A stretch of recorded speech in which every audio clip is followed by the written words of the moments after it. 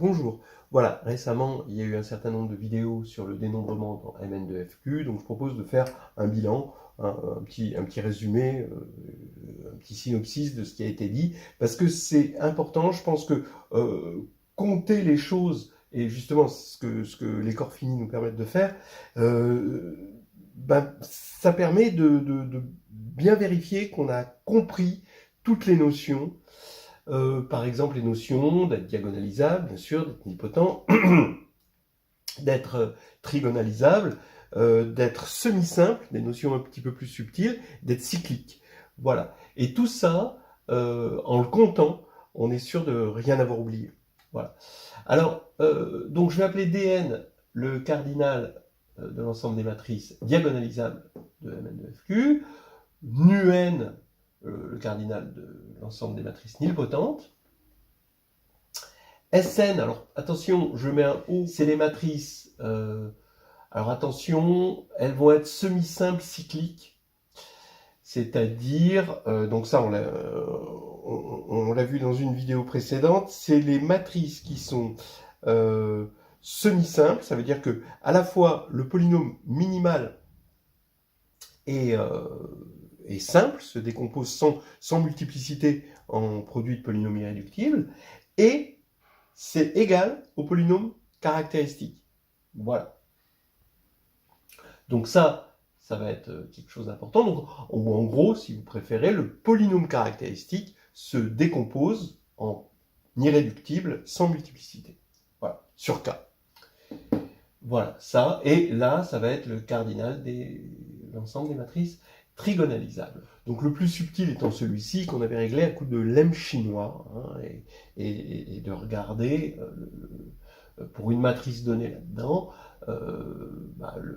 l'algèbre des polynômes en cette matrice, et de le décomposer selon le lemme chinois, et de regarder les inversibles pour les stabilisateurs.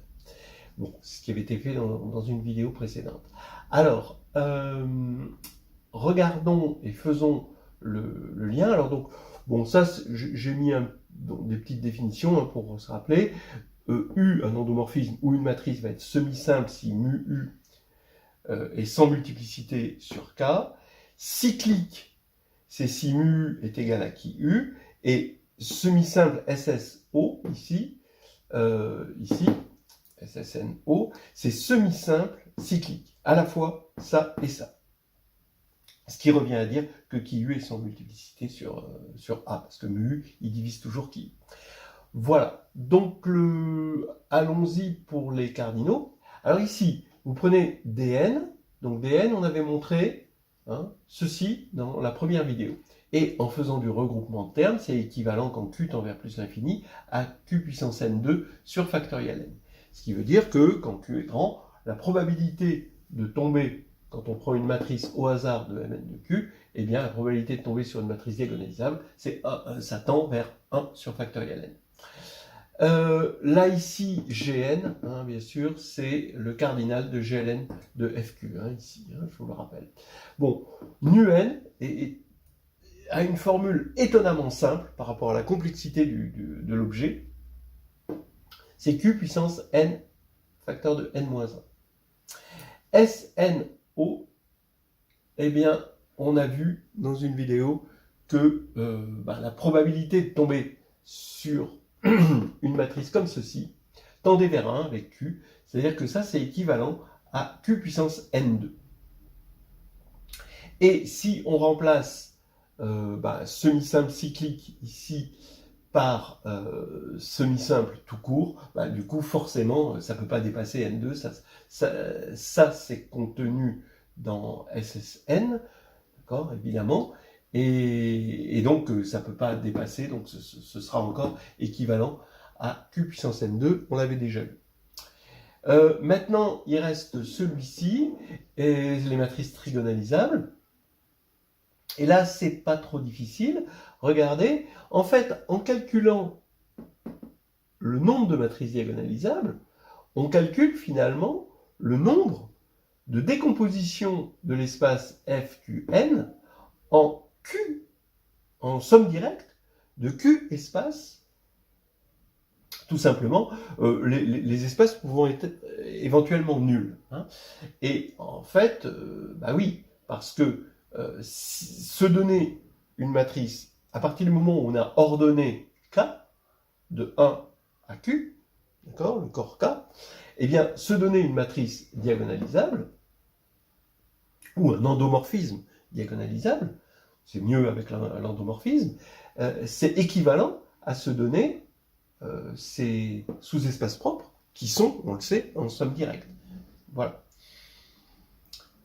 Alors, quand je dis sous-espaces propres, c'est au sens large, c'est-à-dire ils sont éventuellement nuls si un des éléments du corps n'est pas valeur propre.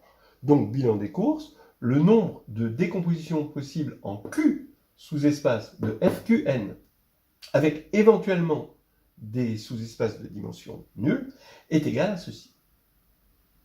Voilà.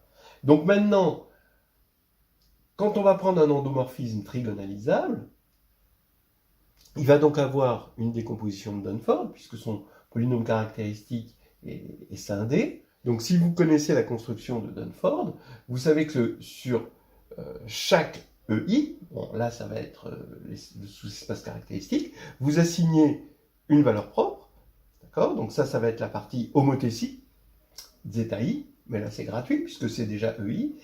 Et donc c'est assigné déjà, EI est déjà assigné à la valeur propre zeta-i, et vous ajoutez un endomorphisme nilpotent. Et donc le nombre d'endomorphismes nilpotents pour EI, ben, il va y en avoir, d'après ce qui précède, Q puissance ni, facteur de ni-1. Et donc il faut faire finalement, une fois qu'on a fait le choix de cette décomposition-là, en sous-espace caractéristique, éventuellement nul, eh bien, il n'y a plus qu'à faire le choix de Q endomorphisme nilpotent. Voilà. Hein. Et donc, c'est le produit. Donc ici, on a fait ce choix-là. Et là, on fait le produit de I égale 1 à Q, de Q puissance ni, facteur de ni-1. Et voilà Tn. Qui, de toute façon, ne va rien ajouter de façon asymptotique. Quand Q tend vers l'infini, ça va être encore équivalent à Q puissance n2 sur factoriel n. Alors pourquoi ça? Parce qu'une matrice trigonalisable qui n'est pas diagonalisable, bah forcément, son polynôme minimal n'est pas simple, n'est pas scindé, bah il est scindé, mais pas scindé simple. Bon. Donc, on ne sera pas dans le semi-simple. Donc, la probabilité de tomber sur un élément de Tn moins Dn est nulle quand Q tend vers l'infini. Or, cette probabilité, bah, c'est Tn moins Dn sur Q puissance n2. Donc, ça veut dire que Tn va être équivalent encore à Qn2 sur factoriel. Voilà. Alors maintenant, ce que je propose de faire, c'est de regarder tout ça, mais de dire tout ça avec des séries génératrices. La combinatoire se fait très bien avec des séries génératrices. On va regarder ça assez rapidement. Oui, en combinatoire, on aime beaucoup les séries génératrices, et quand les suites que l'on veut étudier, comme ici par exemple Dn, partent très fort, on prend des séries génératrices exponentielles, c'est-à-dire qu'on divise par factoriel n. Mais là, on est dans une combinatoire particulière, une combinatoire, on va dire, algébrique, sur Mn de Fq, et factoriel n, qui est quand même le représentant du groupe Sn, qui agit sur la combinatoire, groupe de permutation, là, il doit être remplacé par gln. Donc, il est normal que les séries génératrices soient de la forme somme de n positif de dn sur gn, zn. Où gn, c'est toujours le cardinal, l'ordre du groupe gln de Fq qui commande tout ça. Donc là, écrire cette formule, ça revient à écrire celle-ci. C'est-à-dire que la somme des dn sur gn, z puissance n, donc z, c'est une variable, vous pouvez voir ça comme une série formelle, en z, c'est égal à la somme pour d positif de zd sur gd puissance q. Voilà, hein, quand vous mettez à la puissance Q, vous allez retrouver exactement ça. Le Gn qui est au dénominateur va se retrouver ici au numérateur, et ici on va avoir le produit des G, bon là j'ai pris D, dont la somme va être égale à N, hein, et il va y en avoir Q, parce qu'on a mis à la puissance Q. Bon, vous arrivez à vous convaincre que vous avez ça. Maintenant, pour Tn, vous allez avoir la somme des Tn, Gn, Zn, et là, il faut juste mettre un Q puissance D, facteur de D-1, ici, mais toujours à la puissance Q. Alors cette puissance Q, ça correspond à quoi? Ça correspond finalement à des choix de valeurs propres ici, et ici, ça correspond à des choix de valeurs propres avec ici le nilpotent, comme on a vu tout à l'heure. Bon, sur chaque sous-espace caractéristique. Là maintenant, un peu plus compliqué. Donc ici, on va avoir les matrices qui vont être semi-simples et cycliques. Et d'après ce qu'on a vu dans une vidéo, en fait, quand on va regarder la série génératrice exponentielle, bon, exponentielle ici avec Gn, ça va nous donner la somme de Zd sur Qd-1. Alors ça, c'est sur Qd-1, je vous rappelle que ça provenait du lemme chinois, parce que quand on regardait les orbites, en fait, ces matrices-là sont semblables à des matrices compagnons. Donc il suffisait de compter le cardinal de l'orbite de la matrice compagnon, et donc c'était Gn divisé par le cardinal du stabilisateur. Et le stabilisateur, grâce au lemme chinois, on arrivait à le décomposer en produit de corps FQD étoile, où D c'est le degré des polynômes qui décomposaient le polynôme minimal. Donc voilà ce qu'on avait vu. Maintenant, eh bien, on va avoir ceci, voilà, ça va exprimer le stabilisateur, ça le groupe qui agit, et là, on va prendre pour ID de Q le nombre de polynômes irréductibles, bon, bien sûr unitaires, sur FQ. Donc là, c'est ce qui va remplacer en fait les valeurs propres. Là, ça c'est juste les valeurs propres. Mais là maintenant, on passe à un autre niveau. On regarde les polynômes irréductibles et on fait un choix de polynômes irréductibles ici. Voilà. Maintenant, on peut rajouter, bon, c'est un peu plus difficile, on n'a pas à démontrer tout ça, je vous laisse le démontrer, c'est pas évident, hein, c'est pas tout à fait évident, mais là, pour les semi-simples tout court, alors là, c'est un petit peu plus compliqué, parce qu'il faut choisir non seulement un polynôme irréductible, mais une multiplicité, parce que là, maintenant, il n'arrive plus avec une multiplicité 1. Donc c'est ici qu'on va avoir une multiplicité J qui va arriver, et donc dans le stabilisateur, on va avoir Gj de Qd, c'est-à-dire le cardinal de GLJ de Q puissance D.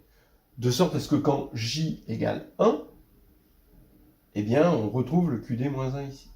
Voilà. Et toujours puissance ID de Q, c'est-à-dire le cardinal de l'ensemble des polynômes irréductibles, unitaires, de degré D sur FQ, ici, qu'on sait calculer, hein, ça on sait le calculer avec la fonction de Möbius. Bon, voilà, vous avez compris, hein, bon, ceci a été assez expliqué, ceci aussi, ceci, bon, un peu moins. En revanche, ce qui a été expliqué dans une des vidéos, c'est le fait que ça tendait en fait vers 1. Et ceci n'a pas du tout été expliqué. Donc si vous ne comprenez pas, c'est pas grave. Mais on arrive avec les matrices sur FQ, et même plus généralement les matrices carrées tout court, avec une meilleure compréhension et une impression qu'on a un peu plus dominé les choses. J'espère en tout cas.